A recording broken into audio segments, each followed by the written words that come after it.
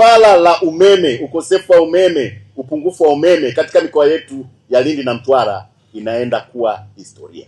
Pongezi za dhati zinakwenda kwa mkurugenzi mkuu wa TANESCO na management nzima kwa usimamizi na ufuatiliaji kuhakikisha yale maono ya viongozi wetu yanatokea. Katika mikoa yetu ya Lindi na Mtwara kwenye swala la uzalishaji hatuna tatizo, maana yake tuna hadi ziada. Tuna kila sababu ya kumshukuru sana Mheshimiwa Rais wetu Dr. Samia Suluhu Hassan kwa maono yake, lakini kwa mapenzi makubwa kwa Watanzania, sisi wana Mtwara na Lindi ikiwa mojawapo.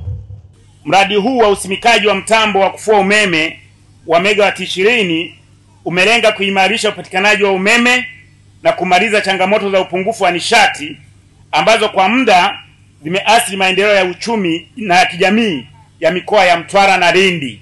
Kwa Mtwara tu hapa, kituo tulichokuwa nacho kilikuwa na uwezo wa megawati 50. Sasa tumeongeza megawati 20, kwa hiyo zimefika megawati 70. Na mahitaji yetu ya juu ni megawati 38 na nusu.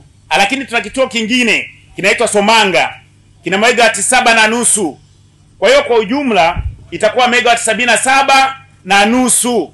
Mradi huu utapunguza changamoto za kukosekana kwa umeme pindi mitambo mingine inapofanywa matengenezo. Kwa hiyo kuboresha zaidi huduma kwa wananchi na kwa wawekezaji.